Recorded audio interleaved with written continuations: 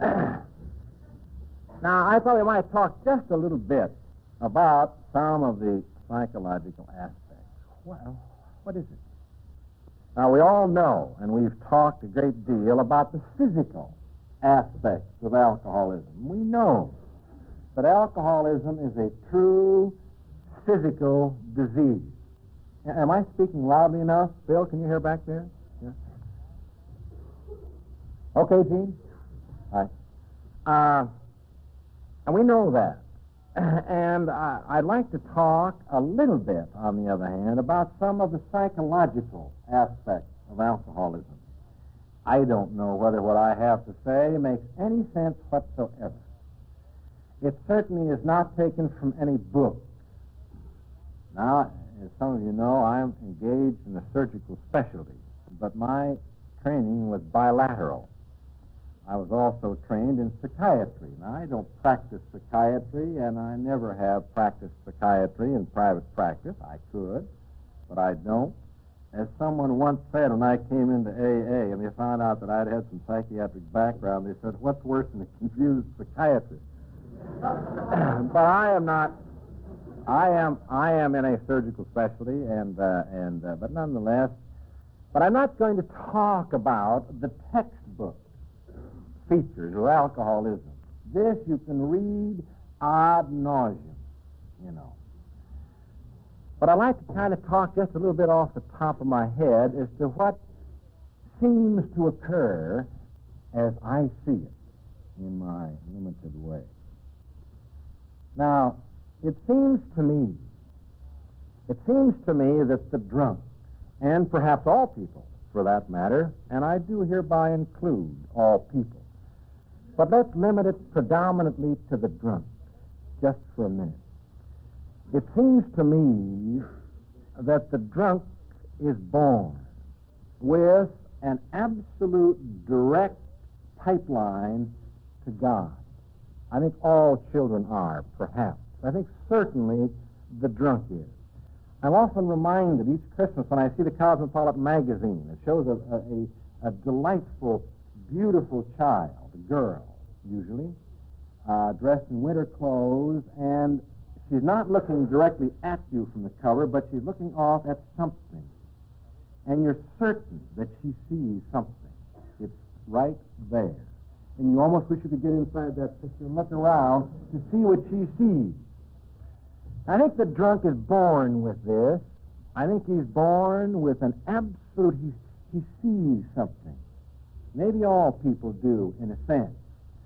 And he's filled full of the joy of something. He's filled full of the joy of something. And one day he comes in to his mother. Now, when I say mother, I don't mean a specific woman or even a woman necessarily. I mean the mothering one. I mean life itself.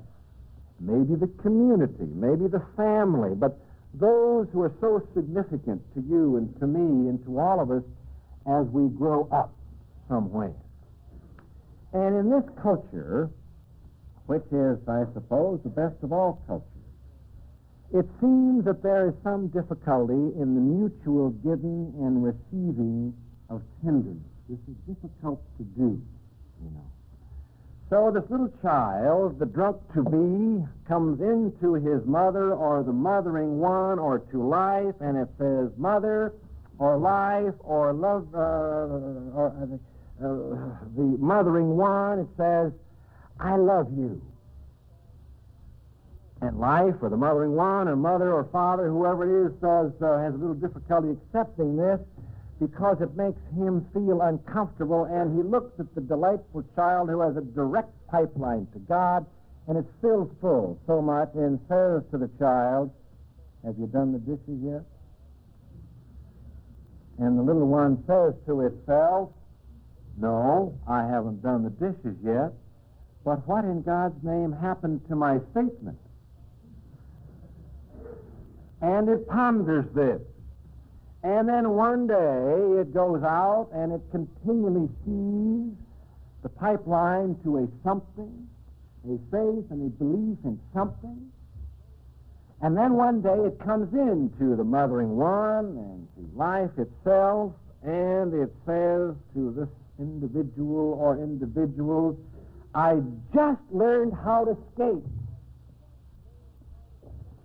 And life for the mothering one says, be careful you don't fall down. Well, that's pretty good advice. But what happened to my enthusiasm? What happened to my statement? And the little child ponders this and goes outside and looks up, and that pipeline is fractured. And it doesn't see it quite so clearly. And then it comes back in, and this happens repetitively over the course of time, it seems to me, and this may be wrong. You can accept this or not. It doesn't make any difference.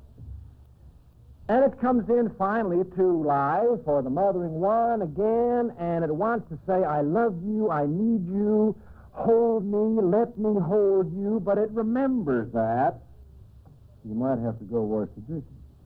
Or it remembers that, be careful you don't fall down. And this angers it. And so it says to life, or the mothering one, I don't like you, and it gets a clip on the side of the face and says, you don't talk to me that way. Well, the little one goes outside, and that pipeline is gone. It no longer exists. And the child looks and looks and looks, and it's gone.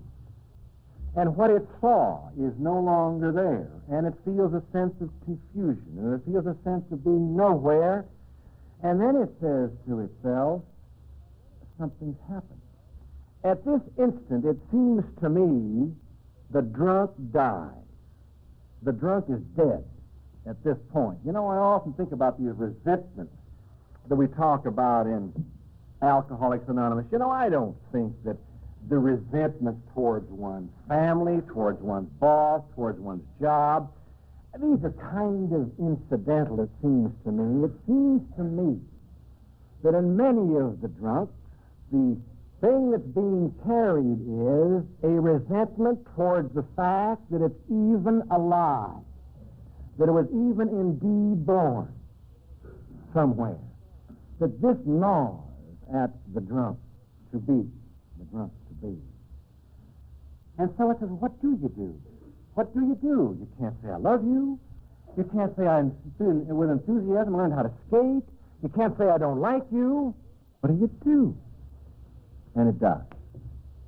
But then it builds in this death a way of dealing with people, and it talks to people in terms of supposed to be. And it talks to people in terms of, I will say please, I will say thank you, because it's kind of expected.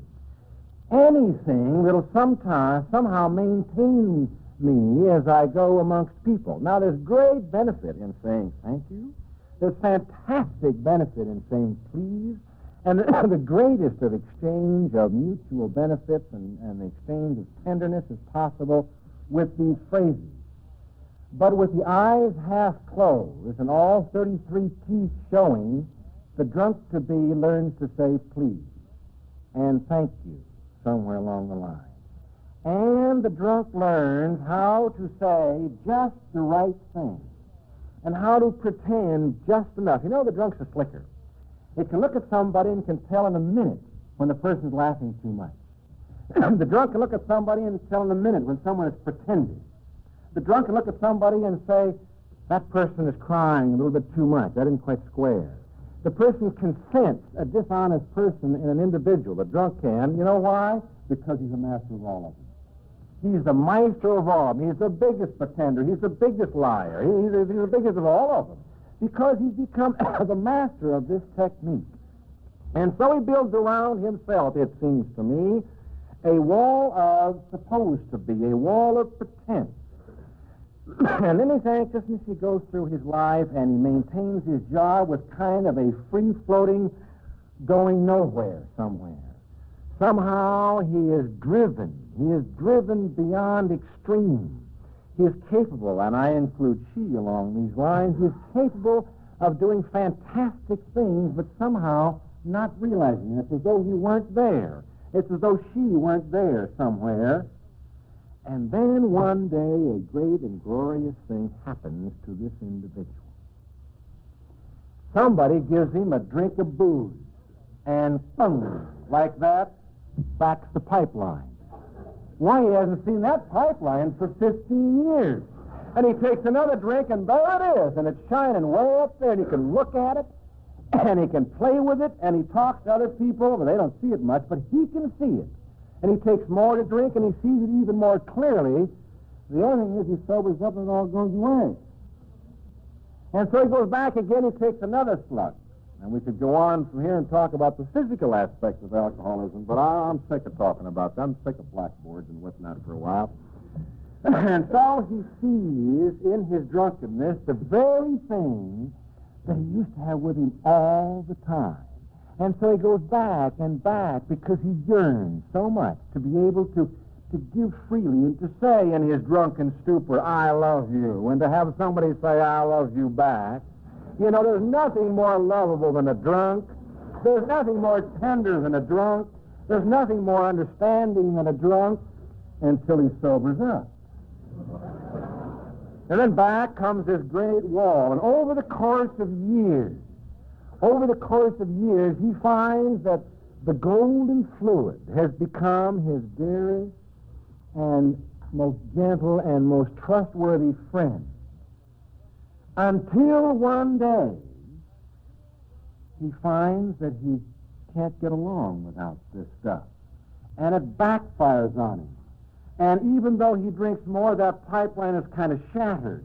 It's fractured. And finally he drinks more and more and more, and it's gone. It's gone, and his only friend he has left has completely deserted him. And so on a given day, he falls on the ground with his face in the dirt, and he says in all desperation, I want to die. God, please take me. Don't let me exist. I've got to die. I cannot live.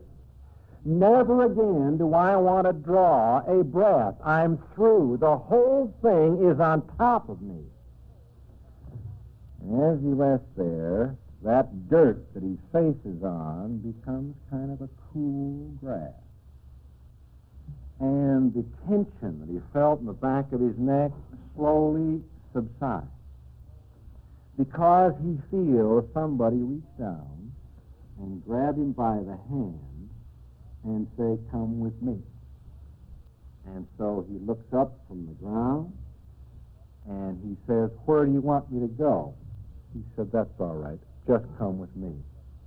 And so hand in hand, he walks down the street with this bird, and he goes to a room that's filled full of smoke, and hear a bunch of people yakking, hear a bunch of people laughing, hear a bunch of people carrying on in the most unseemingly way imaginable. And our friend, who was just a few minutes ago dead right down here with his face in the dirt and was asking to die, is taken into a room, and our friend says, I think I can help you. And he says, we have an organization here. We have an organization which has helped people like you. And our friend, who is in the dirt, looks up at this fellow in an untrustworthy and senses that he is not a trusting soul. And our friend, whose face was in the dirt, turns to our friend and says, I don't like you. And our friend says, yeah, I know that. But he says, I don't like you. Is that all right? And our friend says, yeah, that's all right. He says, you mean you don't care if I don't like you? He says, no, I don't care if you don't like me. Well, all right then. He doesn't know what to say then. So he gets him a cup of coffee and he sits him down. He says, now here, we have in this organization a series of conditions upon which one can maybe get back that pipeline, and up go the eyes. What do you know about a pipeline? Well, I know a little something about it. So what are these conditions? One of them is we admitted that we were powerless over alcohol, that our lives had become unmanageable. Who, me? My life unmanageable? Me powerless over something? You're damn right. You're powerless. And then he says we've got a second one which says, came to believe. Came to believe. Came to believe that a power greater than ourselves could restore us to sanity, and we vomit right on the floor. Right on the floor. Me believe in something greater than I? Do you mean to tell me that I, who have spent years in developing ways of dealing with people, can conceivably believe that there's something bigger than I am? And our friend says, yeah, that's right. And our friend gets a rag and goes down and cleans up that vomit on the floor, and as we see him do it, we vomit again. He doesn't seem to mind. He cleans that up again. And he gets us another cup of coffee, and we say to this man who was taking us to this kind of a group, this kind of a meeting, well, you're kind of crazy. And the man says, yes, I know that. Well, we're bewildered as we remember lying down there in that dirt, and we ask to die. But we kind of like this guy. He doesn't seem to kick us. He doesn't seem to criticize us. He seems to understand. He doesn't care whether we listen to him or not. And then he says we got a third one, which says, made a decision to turn our will and our lives over to the care of God as we understood him. God, we say to this fellow, what kind of ridiculous nonsense is this? And our friend says to us, it's the most ridiculous nonsense that you've ever heard. So we've got a bunch of people around here who are kind of ridiculous and nonsensical, and this has been of some value to them. Well, you know, this guy is kind of strange. He's kind of odd. And we ask if we can't leave this meeting for a few minutes after all these three supposedly great phrases that he has said to us. And the man says, sure, that's perfectly all right. You go right ahead and leave. And so we walk out the front door in order to get a breath of air. We look up at the sky, and vaguely, we see something resembling a pipeline that we saw once before. And we kind of remember, we don't know quite what that is. It's something that we have known before. It's something even akin to something that we knew when we were drinking. And we kind of like the looks of it. And so we go back inside and ask this fellow to tell us more. And he says to us that there's a fourth step. Made a fearless and searching moral inventory of ourselves.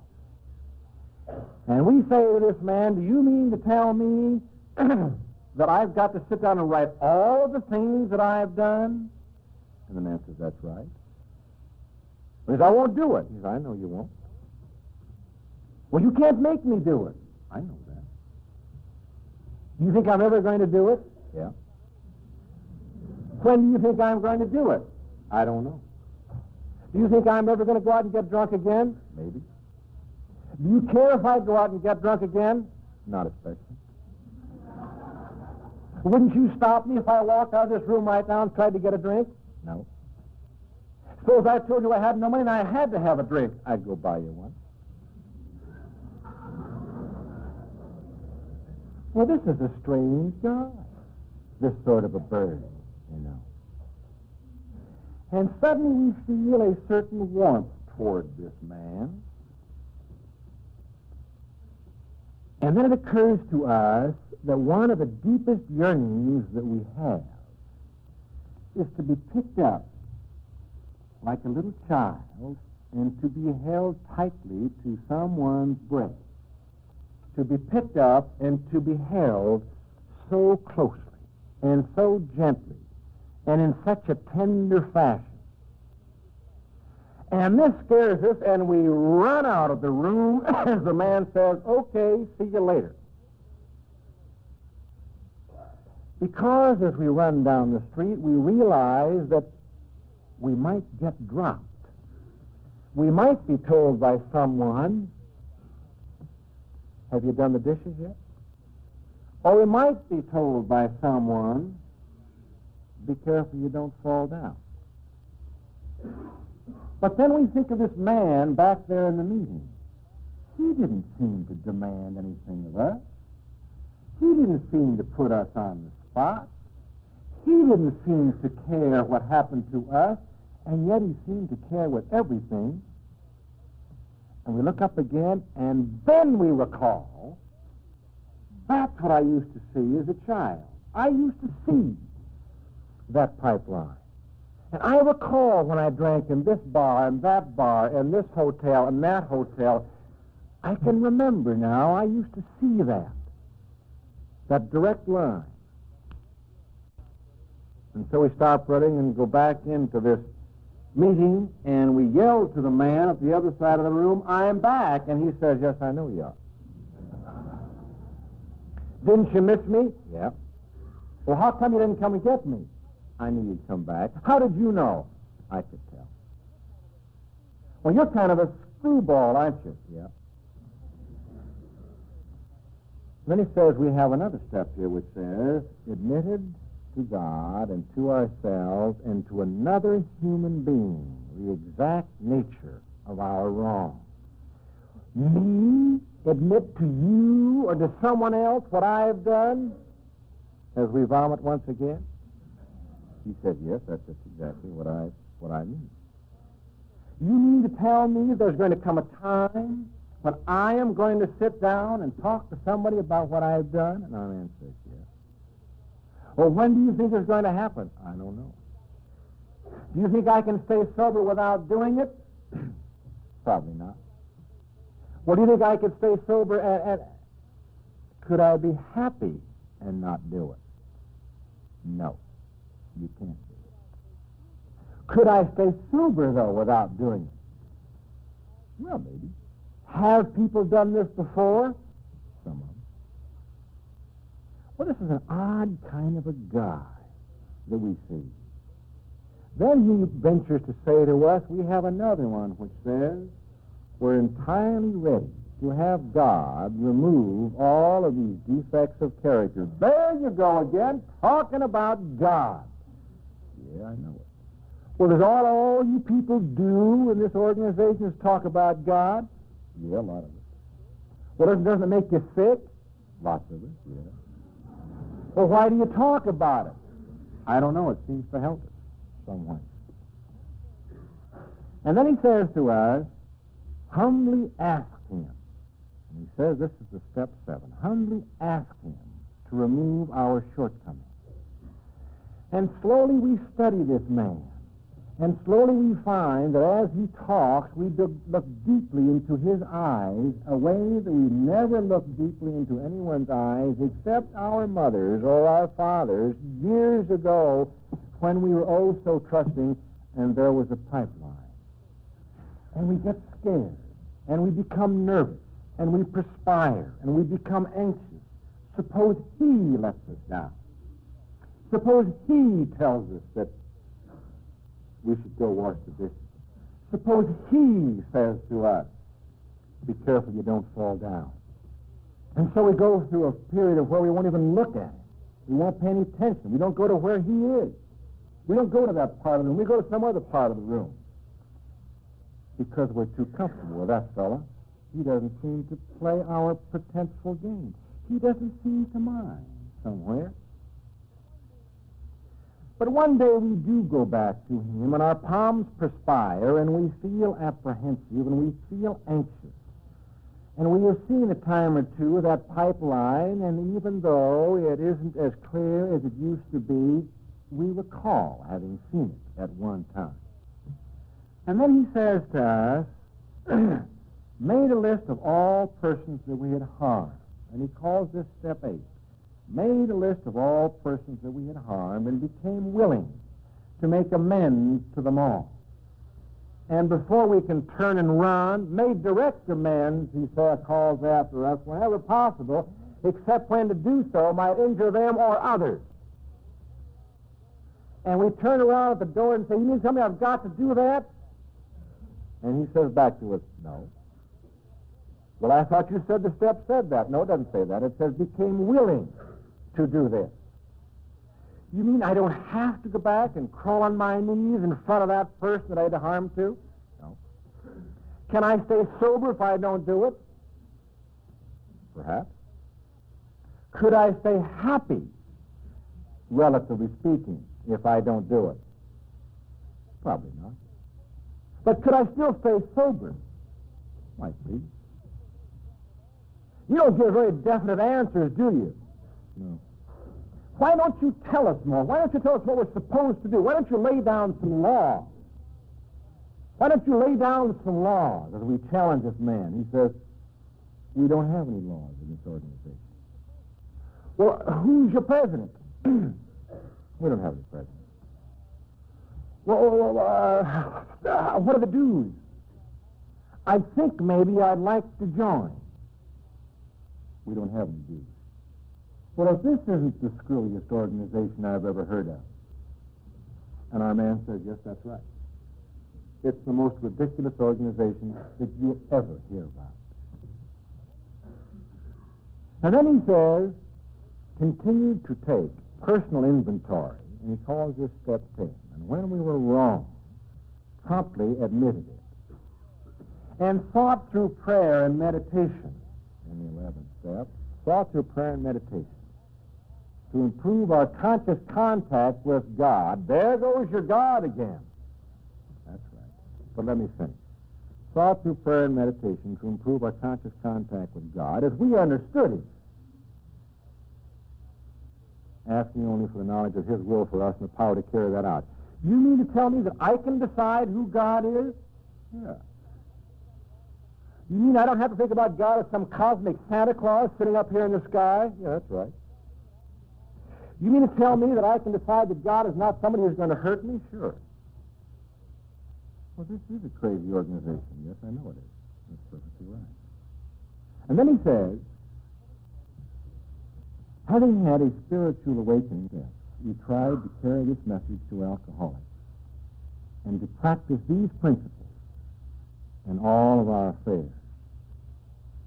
And then we shake, and then we shudder, and then we perspire. But we have a little confidence in this man. We don't seem to be able to calm this man. We don't seem to be able to lie to this man because he seems somehow to understand. And so he comes up to us and takes us by the hand, and his hand is relatively dry and warm. And he takes us outside, and he says, look up there. And we look, and there it is in all of its glory. There is a direct pipeline, once again, the very thing that we knew. And then we say to him, I'm not sure about this organization. I kind of like you. And he says, I know you do. And it makes us kind of mad when he says that, but we see that he does know this. And he says, how do I know? How can I trust all of these principles? How can I trust you and your ilk? And he says, you can't. Well, what do you mean I can't? Why are you talking to me? Because you have to learn this. We have other meetings just like this to which you can come. And as we're standing out there, the two of us, looking up at this direct pipeline to all of the glories of the heavens, we all of a sudden see a man come running down the hill, spill his face in the dirt, and scream to the heavens that he be allowed to die. That for goodness sake he should be taken. And this man we were talking to gives us a nudge. And we see that. And we look back at the man that was at the meeting, and he shakes his head to us. And we say, you mean I'm supposed to go talk to him? And our man says, yes. And so very timidly and with great apprehension, we walk over to this man who ran down the hill and fell with his face in the ground. And we take him by the hand. And he jerks away and says, I'm not going to come with you. And we look back at our friend, and he nods his head, and we look back at the man, and we say, yeah, I know that. Well, where are you going to take me? Come on with me. And we look back at our man, and he's continually shaking his head. And this man whose hand we have says, I don't trust you, and I don't trust anyone. And we say to him, I know that. And so we take this man to our organization. And as we walk into the door, this man who was talking to us, who is now about 9,000 feet high, looks down at us and shakes his head and says, that's the way to do it. And as we go in the door, the pipeline that we lost so long ago is the brightest that it's ever been in its whole life. And slowly, slowly, slowly, a sense of trust returns. But it's so fragile, it lasts just for a moment or two. And it can get dropped so easily and can crack, and we can run. But always we can look back to that man at the door who shakes his head and says, it's all right. Come on back. It's perfectly okay. And we somehow don't like that word pipeline, and we read that it's known as our past. And we read that there's a sentence that says, rarely have we seen a person fail who has thoroughly followed our path. Fail at what? Well, rarely have we seen a person fail to stay sober. Rarely have we seen a person fail to slowly and with consistency and with great difficulty and with feet in glue learn to give and to receive a certain amount of tenderness. Rarely have we seen a person fail who has not slowly and with some competency developed a sense of inner worth. Rarely have we seen a person fail over the course of time to develop a sense of friendliness. Rarely have we seen a person fail, as the time goes by, to develop the capacity to utilize all emotions for what they were meant, including anger, including resentment, including happiness, including glory, including friendliness, including shyness. And we recognize that on our path, that number one, we are human beings. And this wall that developed around us when we were told that we should go do the dishes, faded. And one day we walk into our meeting and we say to the man that took us there, I like you. And he says, I like you. And the man that we took to the meeting says to us, I like you. And we say to him, I like you. And it's the greatest thing in the world. And sometimes we do this and we almost want to cry. And sometimes we do this and we can laugh, just like Gene does back there all the time, laugh uproariously. And all of it's great. And so we inquire slowly, what is our path that we used to call the pipeline? We find that there's a book known as Alcoholics Anonymous, which helps insane people like you or me. And we ask our friend if he's insane. He says, sure I am. We say to him, are we insane? He says, sure you are. And our friend asks us, am I insane? We say, sure you are. Huh? And he says, are you insane? We say, yes, we are. And we kind of know this. And this insanity is a humanness somewhere that we have slowly developed over the course of time. When this big book says, and we read through the whole thing, we come to chapter on the agnostic, and we find the chapter starts on this side of the page. We read down here, we get to the top of the second page, and there's a second paragraph which says, power. That was our dilemma. How are we to find a power greater than ourselves? But where were we to find this? And we start the third paragraph, the first sentence, and it says, well, That's exactly what this book is about. Now, it didn't say that's approximately what this book is about, or about half of this book is about finding a power greater than ourselves. The book said that's exactly what this book's about. And slowly it occurs to us that this is not a book, Alcoholics Anonymous, on alcoholism or on blackboard talk. This is a book on how you find a power greater than yourself. I like you, and I like you, and you like me. And sometimes I don't like you, and sometimes you don't like me.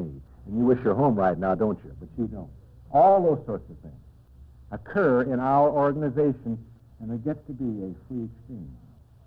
And we find this book then is about finding a power greater than ourselves. And we find that these 12 steps and also 12 traditions, we read them over and over and over and over again. That's our path. Rarely have we seen a person fail who has thoroughly followed our path. This is our path. What else is our path? Well, Easy Does It is our path. Is that so? Easy Does It is our path. Oh, that's a rough one to learn that one. But that's part of our path.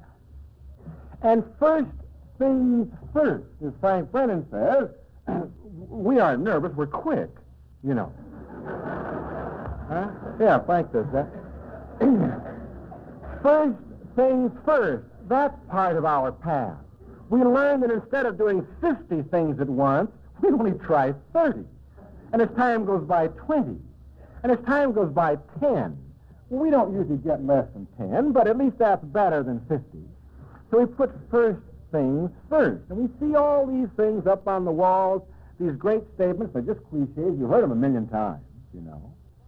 But they start to sink into our brain, and that's our path, and that's the pipeline.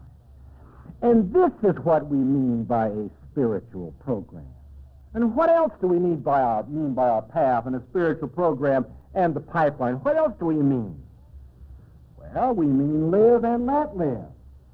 Do you mean to tell me that that person's life is as important as mine? You're damn right it is.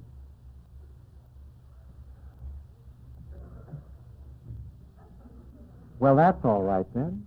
So we can recognize that the other person has as much value as we do. And then we find that there are such things as don't get too tight. That's part of our path. Don't get too lonely. That's part of our path. Don't get too hungry. That's part of our path. And then we find that we have meetings that occur every night in the week.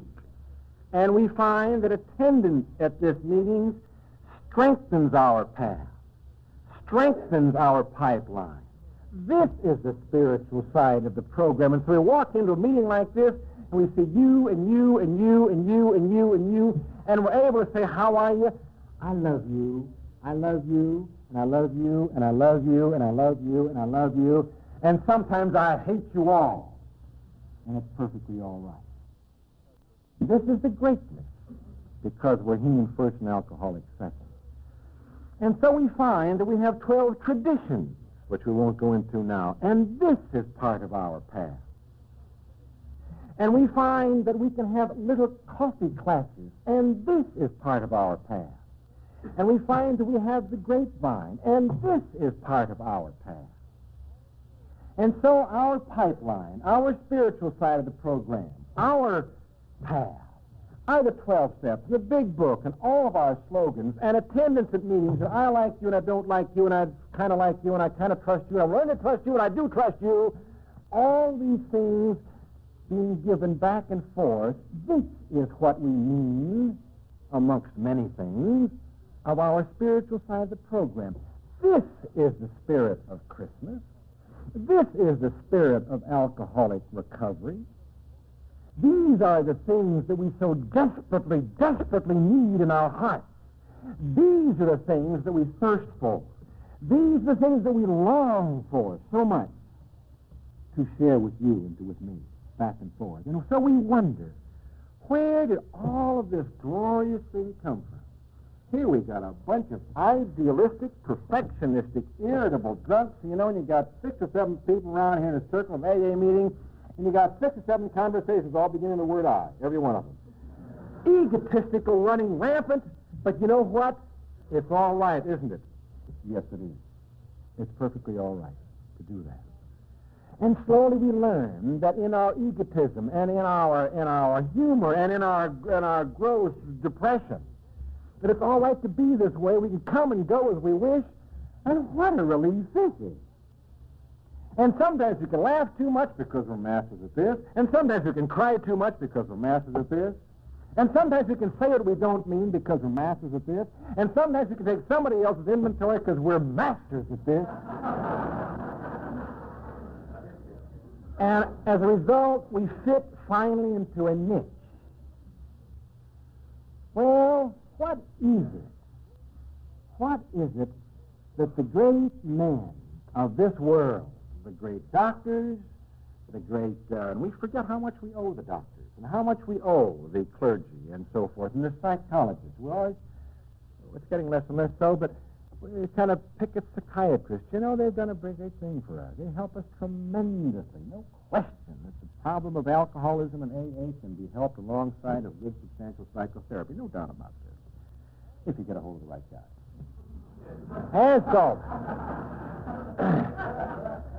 And so, here, these great men, the doctors who have written symposiums on you and me, who have textbooks on you and me, these great men, these great learned men. My God, doctors have enough symbols out their names that make their name the top heavy, And yet these great men have not been able to bring the pipeline, the spiritual side of this program, our path to us in the way that we have to have it. We need it. We need it with all of our life, just like we need air and food and water. We must have it. And then we've got the psychologists, the great psychologists. My goodness, these books that have been written about us, and these psychoanalysts who put us on couches forwards and backwards and trying to wonder why we think and why we do as we do. And yet these great men have not been able to bring you and me the kind of pipeline, the kind of recovery, the kind of sobriety, the kind of path that you and I need so desperately. And then the clergy. Well, they've given of their life. Praying over us and about us and to us and in front of us and back of us and the whole business, And they have not been able to. And as much as they've contributed, they and the psychologists and the physicians to our program, have not been able to give you and me the kind of sobriety that we've got to have in order to exist. And yet you take a bunch of drunks, no good nothing, and you put them together in a smoke-filled room like this friend of ours took us to, where they're all yakking, and you wouldn't be found dead in one of these rooms if you're drinking, This, of course, great exception. You wouldn't be drinking here anyway, probably. I don't know. You'd be good drunk here, too. I don't know. And yet you take these bunch of people who don't know anything and think they know everything, And by gosh, we stay sober. Now, isn't this fantastic? Now, what is this power? What is this thing? What is this pipeline? What is this path that I see? I can see it in your face, in yours, and I can see it in yours. Right now, Laurie, see it in yours. I can see it all, each person I look at here. Right this very second, I can see a something that looks at me of the kind of substance and stuff that I so desperately need, and so do you. What is this? What is this healing power? Well, I don't know. I suppose that our great physicians of the world might call what is here in this room at this particular minute psychosomatic medicine. And I suppose that there are those who would call what I feel in the air and the silence that rings so loudly in this room tonight might call benevolent interpersonal relations. And perhaps indeed this is partly correct. Or you might call this group psychotherapy. And indeed this may be partly correct. Or there are those who might call this path, this power, this pipeline, this something that keeps us sober, esprit de corps. But to me, the very thing that fills the room, and right this second there's not a sound, is the very essence of God. God bless you all.